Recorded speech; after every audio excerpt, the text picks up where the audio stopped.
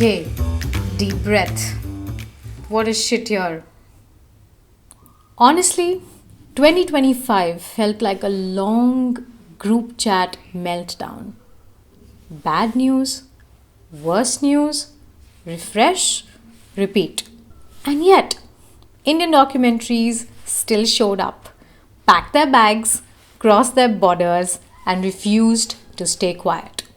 So, hi, we're India Doc Project and we're wrapping up the year that was 2025. A year that tried very hard to break our spirits, but didn't quite succeed. While 2025 asked us to slow down, sit quietly, or stay in our lane, the films actually did the opposite. Let's talk about the films that made some noise this year. Quietly, loudly, and everything in between. They traveled, they argued, they crossed borders faster than visas get approved, and in one case, they practically lived at the airport. So let's begin. We started the year with Lipika Singh Darai's BNS getting selected at the International Film Festival of Rotterdam. Kinshuk Surjan's Marching in the Dark didn't just travel, it landed. Continuing its successful festival run from last year, the film went on to pick up awards at SIMA and the Sharjah Film Festival. The film follows widows of farmers who died by suicide with deep intimacy, warmth, and care. It's devastating, it's gentle, and yes, remember this title because we're going to come back to it. Shadab Farooq's Only If the Baby Cries won the Toto Award this year, again proving that sometimes the softest films hit the hardest. Yashasvi Juyal's Rains Don't Make Us Happy Anymore took the more scenic route, premiering at Visions du Reel and then having a great festival run. Set in the Himalayas, it reflects on displacement, development, and loss, where villages disappear but memory refuses to. Hot Dogs showed up strong this year, second year in a row. Shashwati Talukdar screened Marriage Corps, examining intimacy and authority and the strange ways institutions enter private lives.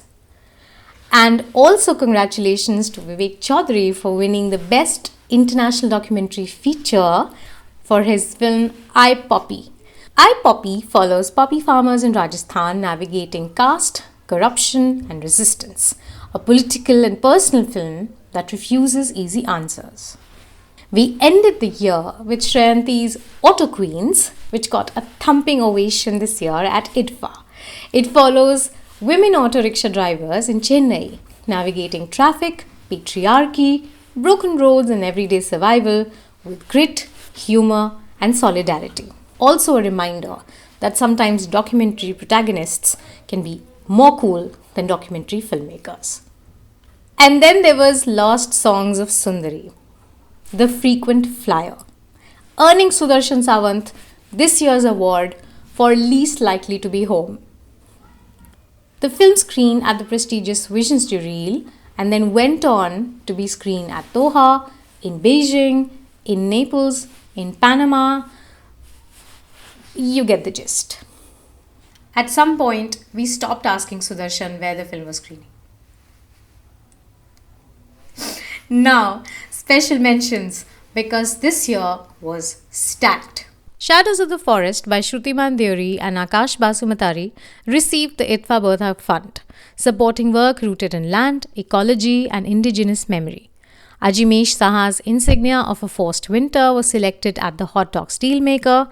Mukesh Subramaniam's Umbrella of the Acrobats continued its fabulous pitch forum run with selections at Doc Leipzig and the Sheffield Meat Market. Rajni Mani's Before the Feast was selected to pitch at Docs Barcelona. Pallavi Paul's How Love Moves received the ITFA Bertha Fund.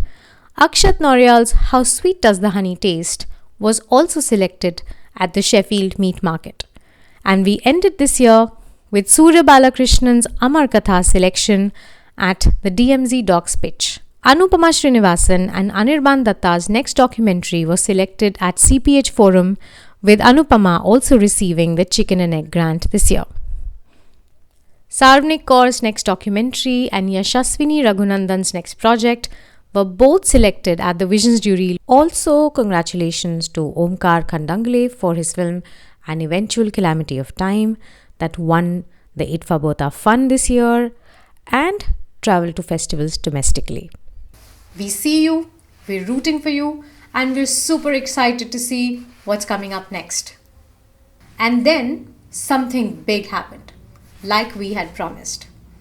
We hosted the first edition of the India Doc Fest, a festival dedicated to documentary films. No red carpet, no boring speeches. We started with music.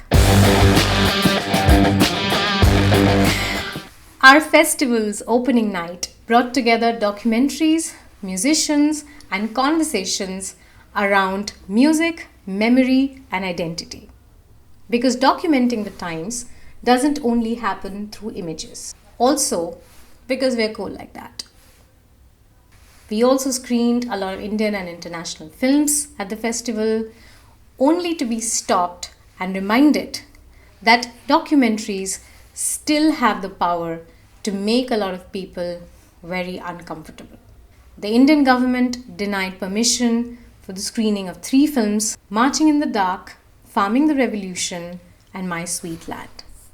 Now, if you've been paying attention, you know how these things go. Sometimes these bans become a scheduling problem. At India Doc Fest, we screened one of the films anyway. Not as a provocation, not as a performance, but as a principle. Because sometimes the most radical thing a film festival can do is the exact thing that it was meant to do. That moment showed us exactly where we're headed, both as a festival and as a platform. Last year we had said we'd make things bigger and better. We did. What about next year? Well, let's just say we're not getting any quieter. Bigger festival, bolder ideas, and something truly groundbreaking in the works. We'll let you know when it's time. So here's to the filmmakers who kept going, to the films that traveled even when they were told not to, and to the audiences who showed up, stayed curious, and kept asking questions. That's a wrap on 2025. What a year. But subscribe to our newsletter, stick with us, and we'll see you at the screenings.